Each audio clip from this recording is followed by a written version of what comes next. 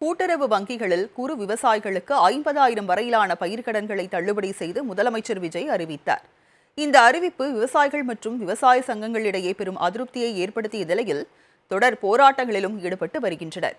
பயிர்க்கடன் தள்ளுபடி விவகாரம் கடந்து வந்த பாதை என்ன என்பதை விவரிக்கிறது இந்த செய்தி தொகுப்பு.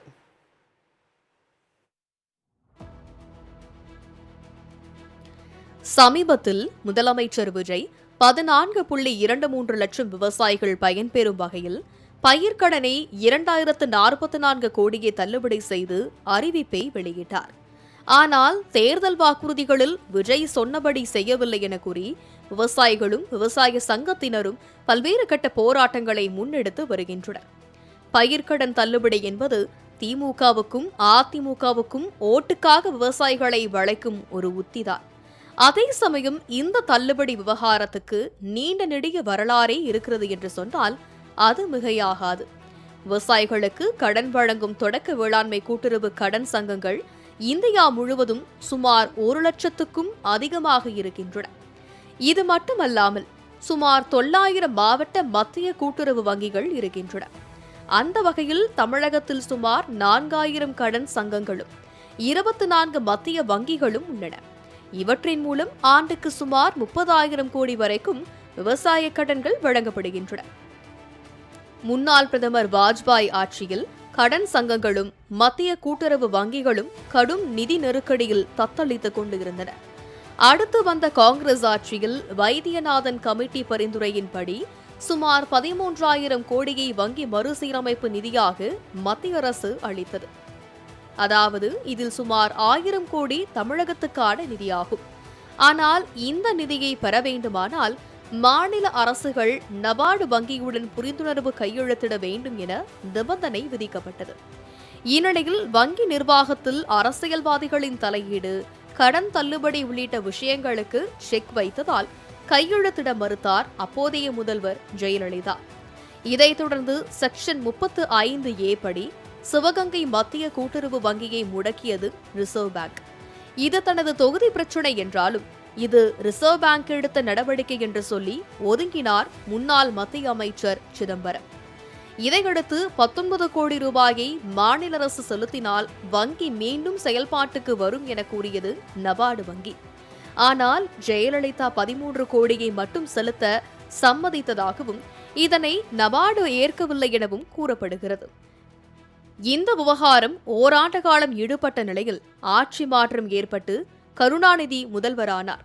குன்றக்குடி பொன்னம்பல அடிகளார் மூலம் சிவகங்கை விவகாரம் முதல்வர் கலைஞரின் கவனத்துக்கு கொண்டு செல்லப்பட்டது. அவர் எடுத்த முயற்சியால் நிதிக்கான உத்தரவாத கடிதத்தை மட்டும் வாங்கிக் கொண்டு சிவகங்கை மத்திய கூட்டுறவு வங்கியை மீண்டும் செயல்பாட்டுக்கு கொண்டு வந்தது நபார்டு. புரிந்துணர்வு ஒப்பந்தத்திலும் கருணாநிதி அரசு 2006ஆம் ஆண்டிலேயே கையெழுத்திட்டது. 2006ஆம் ஆண்டில் திமுக அரசு சுமார் 7,000 கோடிக்கான விவசாய கடன்களை தள்ளுபடி செய்தது. அந்த அளவுகோலும் இல்லாமல் அனைவருக்கும் கடன் தள்ளுபடி செய்யப்பட்டதால் பண்ணையார்களும் பலனடைந்தனர்.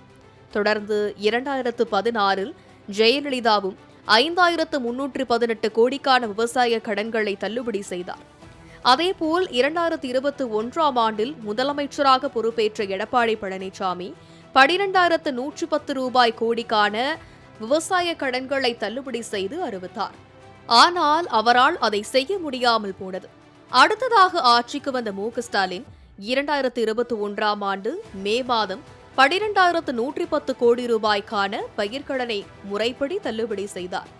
அத்துடன் 2,755 கோடி ரூபாய்க்கான மகளிர் சுய உதவிக்குழு கடன்கள், சுமார் 6,000 கோடிக்கான நகைக்கடன்கள் ஆகியவற்றையும் ஸ்டாலின் அரசு தள்ளுபடி செய்தது. இதனால் கடன் தள்ளுபடிக்காக மட்டுமே கடந்த ஆட்சியில் சுமார் 21,000 கோடியை வங்கிகளுக்கு செலுத்தியிருக்கிறது தமிழ்நாடு அரசு. விவசாய கடன் தள்ளுபடி என்று திமுக அதிமுக வாக்குறுதி கொடுத்தாலே கூட்டுறவு வங்கியாளர்கள் மிரண்டு போவார்கள்.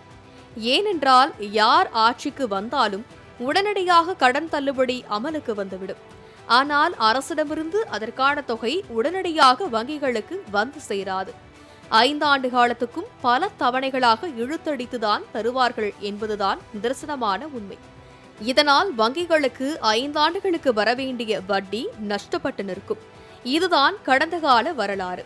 இதற்கெல்லாம் கடிவாளம் போட வேண்டும் என்பதற்காகவே நபார்டு வங்கியின் அனுமதி இல்லாமல் கடன் தள்ளுபடியை மாநில அரசுகள் அறிவிக்க கூடாது எனவும், அப்படியே அறிவித்தாலும் தள்ளுபடி செய்த கடனுக்கான தொகையை அதிகபட்சம் 60 நாட்களுக்குள் முழுமையாக வங்கிகளுக்கு செலுத்திவிட வேண்டும் என்ற நிபந்தனையை கடந்த ஆண்டு நவம்பரில் அறிவித்தது நபார்டு.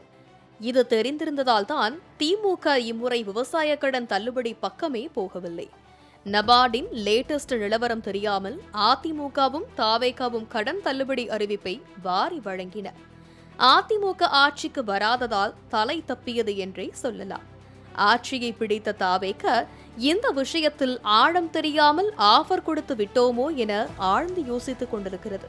விவசாய கடன்கள் ரத்து விவகாரத்தில் புதிதாக பொறுப்பேற்றுள்ள தாவேக அரசு அடுத்து என்ன நடவடிக்கை எடுக்கப் போகிறது என்பதை பொறுத்திருந்து பார்ப்போம். மாலை முரசு செய்திகள் தொலைக்காட்சிக்காக பொன்ராஜ் கண்ணன்.